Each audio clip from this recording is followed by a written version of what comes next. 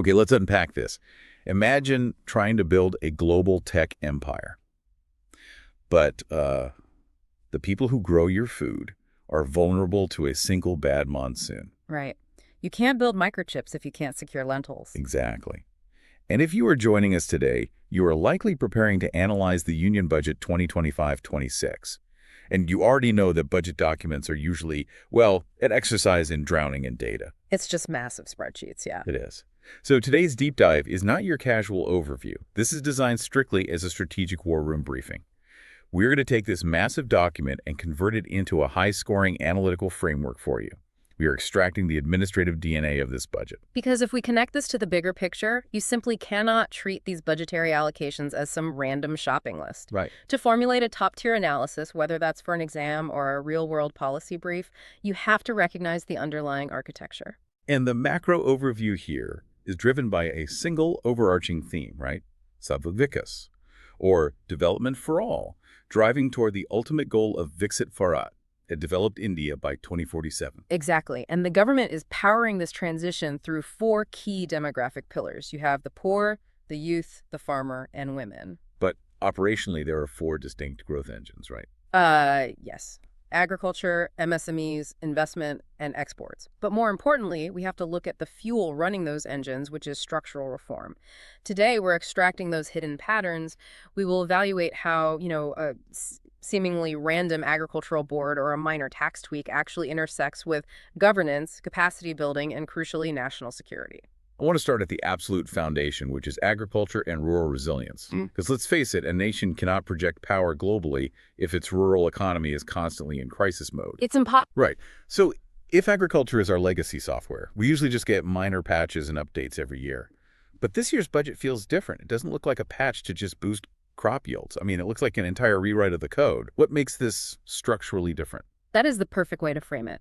The structural problem being solved here is the transition from a purely subsistence, yield-centric approach to achieving actual strategic autonomy and supply chain resilience. Okay. Historically, agricultural policy basically asked, how do we grow more wheat and rice? Right. But now the government rationale is tackling underemployment, climate vulnerability, and severe supply chain inefficiencies. They are trying to make the system resilient to external shocks. Precisely. Let's look at the numbers and the specific schemes, because for our listeners, this is where the testable anchors are. First, there's the PM Kandanya Krishi Yojana. Right, targeting 100 low-productivity districts. Yes, and bringing 1.7 crore farmers into the fold. Second, we have this massive mission for Atmanirbharta, or self-reliance, in pulses. It's a 6-year mission focusing heavily on crops like tur, urad, and masoor. And note that the procurement there is being driven by state cooperative agencies, like NotFed and NCCF. Right. We also see the Kisan credit card, the KCC limit, being increased from 3 lakh rupees to 5 lakh rupees. Which is a huge jump in credit access. It is. And then there's these highly specific regional investments. A massive new Namrup urea plant in Assam with a 12.7 lakh metric ton capacity, a new Makhana board in Bihar, and the rollout of over 100 high-yield seed varieties. So, if you're listening, why does all of this matter? If you are mapping this out analytically for your answers, you have to track the causality. National security relies on economic stability, which relies on societal stability. Okay, walk us through an example of that. Let's take the pulses mission. Pulses are a massive import dependency for India. When global supply chains get disrupted. Which happens all the time now. Exactly. The price of imported pulses skyrockets, which causes domestic inflation. High inflation forces the central bank to keep interest rates high, which chokes off manufacturing and investment. Oh, wow. Right. So by empowering agencies like NEFED to guarantee farmers a reliable buyer for tur and urad, the government is strongly incentivizing domestic production. Eliminating that import dependency directly insulates the national balance sheet against imported inflation. I see.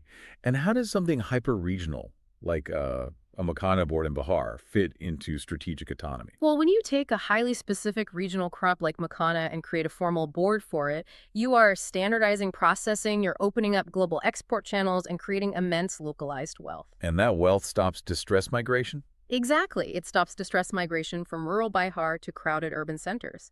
It is spatial governance masquerading as an agricultural policy. But we have to look at the implementation reality here.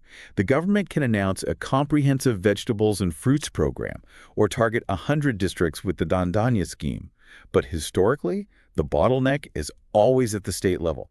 Do the states actually have the capacity to roll this out effectively? That is the exact critical lens you need to bring to your analysis. A high-scoring evaluation must balance the government's achievements with realistic limitations. The reality is that federal execution is highly uneven. Right. If you were writing this out, your recommendation should focus on institutional strengthening. State governments must build capacity to absorb these funds. Furthermore, you cannot build cold chain logistics for fruits and vegetables through government mandates alone. You need private capital. Yes, public-private partnerships are absolutely essential to bridge that infrastructure gap. So if you're taking notes for an exam, the trap is just listing the budget numbers. Mhm. The real marks come from linking that 5 lakh Kisan credit card limit directly to supply-side interventions, like the Pulses mission, and the technology adoption we see with the high-yield seeds. It is all one interconnected push. Exactly. If you need a solid 150-word answer structure for this, here it is. Open your introduction with the Viksit Bharat context. Then, map out 3 body arguments: credit expansion, supply-side interventions like the Pulses mission, and tech adoption via the high-yield seeds. Then close with the way ahead, focusing on those public-private partnerships. That is incredibly actionable. So if we are fixing the agricultural foundation and stabilizing rural incomes, we're freeing up capital and human resources. Where does that capital go? Well, it seems the government is pointing it straight at manufacturing. And here's where it gets really interesting. Because we were looking at a pivot from the traditional, make in India narrative to something much deeper strategic technology control. This is the MSME, manufacturing, and tech security nexus. The background layer here requires understanding the dual mandate the state faces. On one hand, they have to protect and scale micro, small, and medium enterprises, the MSMEs, because they provide mass employment. Right. On the other hand, they have to build a highly advanced clean tech ecosystem from scratch to compete on a global stage. Those two goals require very different types of administrative support. And the data points backing this up are aggressive.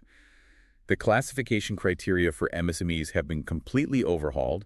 Investment limits are up 2.5 times, and turnover limits are doubled. Which means they can scale without losing their MSME benefits. Exactly. We're also seeing the rollout of customized credit cards, specifically for micro-enterprises, with a 5 lakh limit, and they're aiming to issue 10 lakh of these cards in year 1 alone. That's massive credit injection. It is. Then there is a 10,000 crore rupee startup fund of funds. And under the National Manufacturing Mission, the focus isn't just generic manufacturing, it's hyper-specific. Solar PV cells, EV batteries, high-voltage equipment, and electrolyzers. Plus, they announced basic customs duty, or BCD, exemptions on 25 critical minerals and EV battery components. Let's unpack those basic customs duty exemptions, because that reveals the hidden geopolitical pattern here. This is not just environmental policy. Think of national security. It is national security. Currently, China dominates the global refinement of critical minerals like lithium and cobalt, which are essential for EV batteries and clean tech. Okay. If a domestic Indian startup wants to build EV batteries, they cannot compete if they're paying heavy import taxes on the raw materials. By dropping those customs duties, India is directly addressing its supply chain vulnerabilities. It is the operationalization of Atmanirbhar Bharat self-reliance to prevent future technological coercion by rival nations. Wait, hold on. A 10,000 crore startup fund sounds incredibly powerful on paper. But hasn't our historical bottleneck always been red tape? How do we disperse that kind of money without crushing these advanced manufacturing startups under regulatory compliance and paperwork? That's the billion-dollar question. Right. And what about the actual technology? We can throw money at electrolyzers, Yeah. but do we have the tech transfer agreements to actually build them indigenously?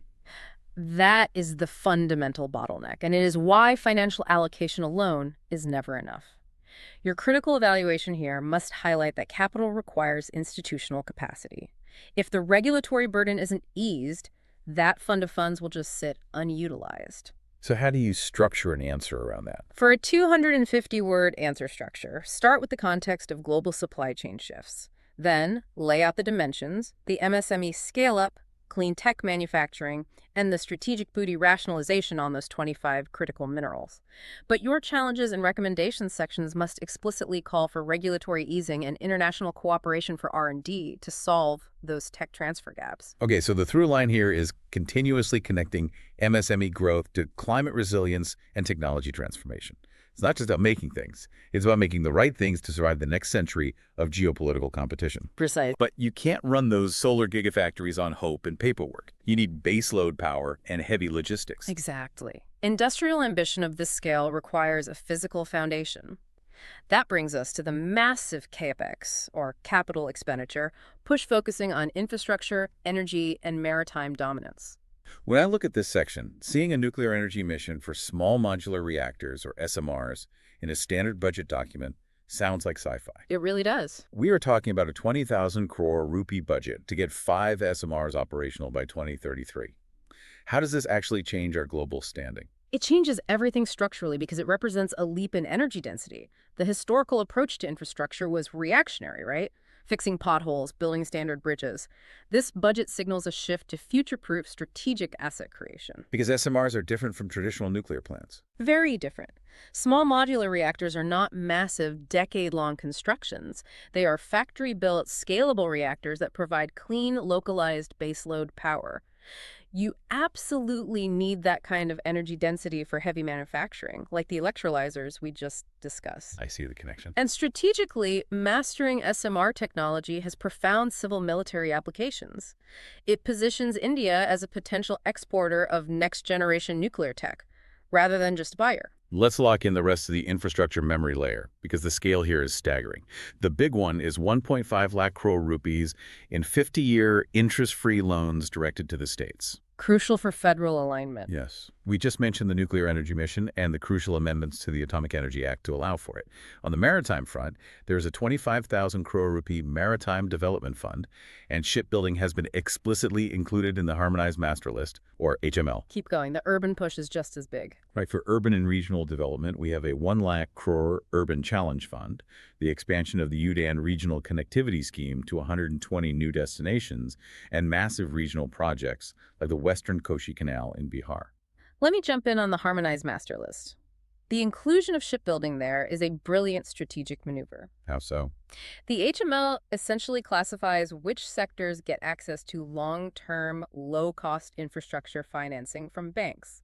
By adding shipbuilding, the government is explicitly acknowledging that indigenous shipbuilding is a strategic necessity. You cannot project maritime dominance in the Indo-Pacific without a robust civilian logistics and shipbuilding sector. That makes total sense. Furthermore, expanding the UDAN flight scheme to aspirational and northeast districts is not just about cheaper civil aviation. It is about spatial governance and border integration. Connecting remote geographies to the national economic grid is a fundamental tenet of border security. But let's look at the federal reality here. The center is offering 1.5 lakh crore in 50-year loans, but the states have to actually absorb and utilize this capital expenditure efficiently. And they often struggle with that. Exactly. That requires a level of competitive federalism and state-level competence that we haven't always seen. Furthermore, the government has an asset monetization target of 10 lakh crore rupees by 2030. They are basically leasing out existing public infrastructure to fund new projects. That is going to require immense regulatory clarity to attract private capital without sparking endless controversies over the pricing of public assets. If you were writing an analysis on India's infrastructure push, you must make that exact point. Capital allocation from the center is useless without structural governance reform at the state level. The 50-year loans are designed to force that competitive federalism, rewarding states that can actually execute complex projects. Okay, so we have the agricultural foundation, the manufacturing engines, and the physical infrastructure.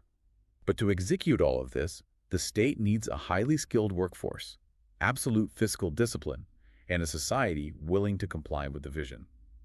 That brings us to the final piece of the puzzle. The fuel that powers the engines.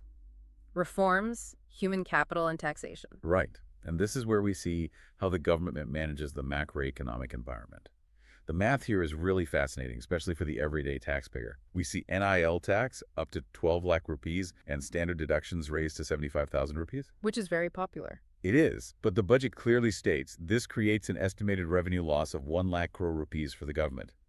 If you're pouring tens of thousands of crores into capex and MSMEs, how is the government deliberately taking a massive 1 lakh crore revenue hit while claiming to maintain fiscal discipline? Because that 1 lakh crore revenue loss is not a leak. It is a highly calculated macroeconomic investment. The government is basically taking a massive pay cut to force domestic consumption. Ah, I see. By leaving that money in the pockets of the middle class, they are betting that citizens will go out and spend it. That spending drives the MSME manufacturing cycle we discussed earlier. It is entirely about increasing the economic velocity of money. Let's document the specific interventions here. On human capital, the scale is massive. 50,000 idle tinkering labs and schools to build a culture of innovation. 10,000 new medical seats aiming for a total of 75,000 in 5 years. Daycare cancer centers in all district hospitals, and a major push to bring gig workers into the formal welfare net using health insurance schemes like PMJAY and the eShram portal. And on the reform side, Right. On reforms, we see 100% foreign direct investment permitted in the insurance sector. We have the Jan Vishwas Bill 2.0, which decriminalizes over 100 legal provisions. And there's a new investment friendliness index for states. which is huge. Yeah.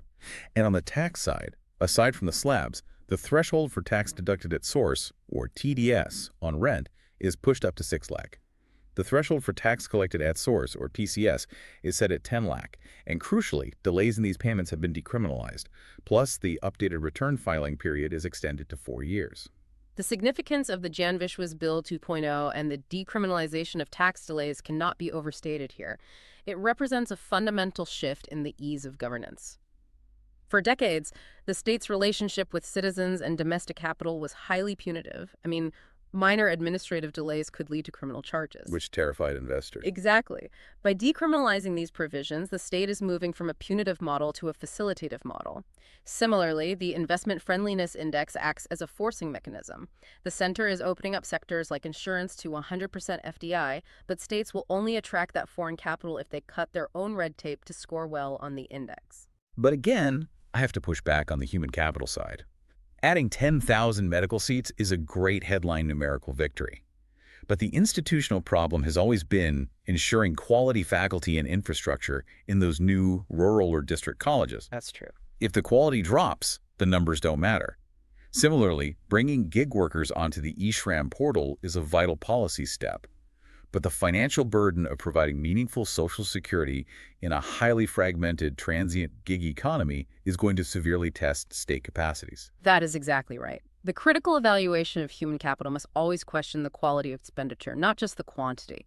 However, if we link this back to our earlier discussions, you cannot look at the 50,000 idle tinkering labs in isolation. Because they fuel the tech sector. Yes. The government is attempting to architect a workforce capable of actually manning the solar gigafactories and operating the advanced technology we discussed in the MSME section. Inclusive growth via human capital is the literal fuel for technological transformation. As we synthesize this entire briefing, it is incredible to step back and look at the blueprint we've just decoded.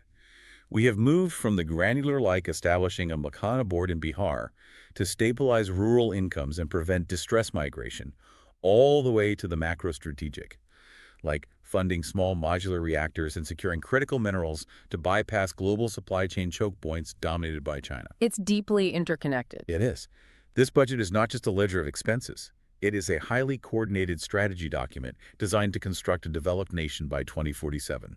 Every single policy discussed today, whether it's the 1.5 lakh crore in state loans enforcing competitive federalism or the shift from crop yield to self-sufficiency in pulses, is fundamentally about building resilience. The goal is to insulate the Indian economy from external shocks while simultaneously projecting economic and technological power outward. It really is a masterclass in strategic policy. Before we wrap up, what is the final analytical tension you want our listeners to walk away with? Well, we have discussed massive, multi-billion-dollar investments in human capital, skilling, and clean technology. But as we simultaneously push for absolute global competitiveness through artificial intelligence and intense automation in our manufacturing sector, how will India balance the urgent demographic need for mass employment against the unstoppable tide of technological efficiency? Wow, that's the big one. Think about that tension as you review your notes.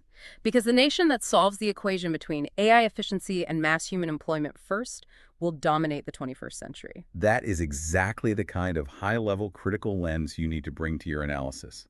Take these frameworks, utilize the administrative vocabulary we've unpacked, and apply them straight to your strategy or your answer sheets. You now have the structure, the data anchors, and the strategic why behind the Union Budget 2025-26. Keep questioning the data, and we will see you next time on the Deep Dive.